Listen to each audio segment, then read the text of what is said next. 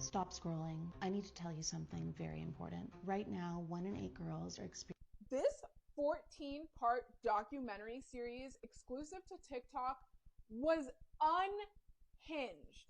As a content creator, someone who works in AI, a woman, and a victim of sexual abuse, this was right up my alley, and I watched the 14-part series 2 times, and I'm going to break it down on my page for you in 10 minutes or less. Huge thank you for Paris Hilton's official page and Mostly Human Media for creating this content and for responding to me. That was so nice. After watching part 1, I immediately had input saying that as someone who works with AI and creates content online, this is genuinely terrifying and such an important conversation to have. Technology should never come at the cost of women's safety, consent, or dignity. Thank you for using your platform to bring awareness to something so many people are scared to talk about. Now let's get into the nitty-gritty. We're first given some testimonials for women that are victims of deepfake images and video content online. If you don't know what that is AI-generated porn of any individual's face, really. It could be you, it could be me. It's anyone who's had their face online, which we all have. Okay, that's terrifying. And we get introduced to this badass journalist named Lori Siegel that puts out a search online to see where the source of this content is. And again, shout out to Lori Siegel, who teamed up with Paris Hilton to make this happen. This was an amazing watch. I will link it. There are spoilers in this video, so if you want to watch it yourself, go watch the 14-part series. So first off, they find this master website, right? This website has forums, and it has a database and training data of faces that is teaching others online to make this AI-generated porn. The forums are disgusting, to say the least. Look at this one comment that someone leaves in a thread. Hi, this is awesome technology. Is it bad I want a deepfake of my sister-in-law? Yeah, buddy, that's pretty bad. Another woman gives a testimonial about how she Googled herself one day and a whole bunch of this content came up, and she was actually able to trace it back to someone she had gone to school with years ago. And when she got in contact with them, he would write her harassing messages saying, I made up your personality and surrounded with AI flesh. He even goes on to say, like, he's happy with the woman he's with, but he's always wanted to see her nude, or I don't know. It's so creepy. So again, this journalist, Lori, is like, we're going to get to the bottom of who is running this insane website. Where, mind you, I forgot to mention, this isn't only free content that people are putting out or content for themselves.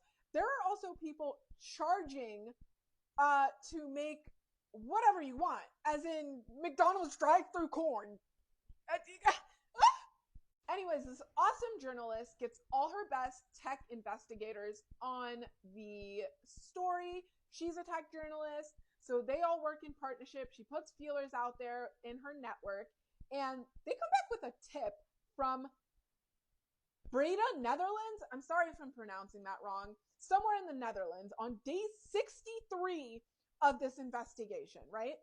And this guy claims that he knows exactly who Mr. Deepfakes is, mastermind behind the entire website. And this is not cap. I'm about to show you his face. Who is this man? This is Mr. Deepfakes. This is the guy. He's just a regular pharmacist with a regular family in the Netherlands. So unassuming. If you walk by this guy on the street, you'd be like, that's just a guy. He's just a guy. No. This is the disgusting individual behind the biggest online AI-generated porn website that has over 7 million pieces of content on it. This guy.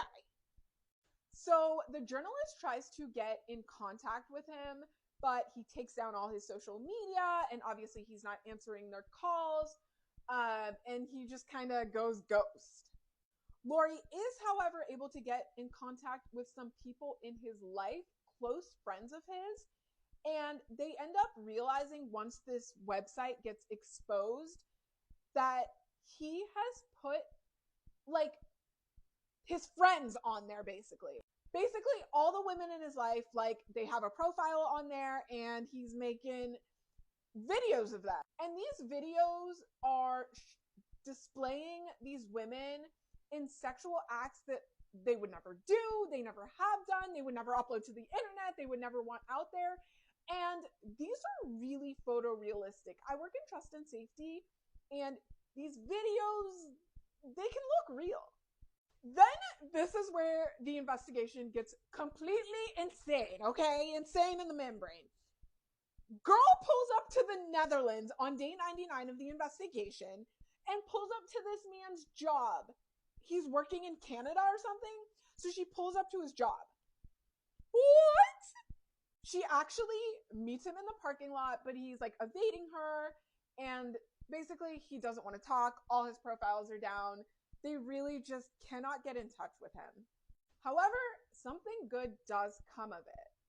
Although Netherlands decides not to let the United States extradite, so he can't really get in any legal trouble, there is enough pushback that his website is taken down. That's 1.5 billion video views that have already happened, but at least the site is taken down, so no further harm can be done. And these women have been trying to get this site taken down forever, mind you. When they message the boards, they say they just get no responses. So finally, after this gets a lot of attention from other journalists across the country, the site is taken down. Unfortunately, there's like so many other copycat sites, but this really had a big like library of original images. So that's a win. Some other positives that come out of this are we see here AOC with Paris, and they are currently still lobbying for laws to be set in place because this is like unprecedented in history. And Paris actually invites the mostly human media journalist Lori to testify at some hearing, to change legislation. So I thought that was a really sweet moment towards the end. Mind you, the city attorney in San Francisco himself says this is the 21st century version of sexual abuse. And as I mentioned, I'm a sexual abuse victim, and I just can't even imagine that. I have no words. I have no words. These women are 100% victims being preyed on, and just like you wouldn't want your intimate images to be shared, you would not want your regular image to be used to create something like against your consent. It's insane. And like I was explaining, this isn't like your stupid AI video that you see in your Facebook feed. These are sophisticated, easy to access, and there are millions and millions of victims. It's large-scale abuse, and it's getting darker and more dangerous. Imagine what this can lead to. If this is sexualizing the brains of our young men, imagine that it can lead to real sexual violence or just objectification that just alters the course of how we treat women in general. Like I said, this was totally unhinged. I'm sort of running out of time, and I promised 10 minutes or less. But thank you for this icon and mostly human media for putting out this documentary. It was so interesting. And lastly, I will make sure I put up resources. If you are a victim of deepfake abuse online, fill out their form or get in contact so you can get some help and so we can get some data to help put these guys away for good. Pause and screenshot for resources, guys.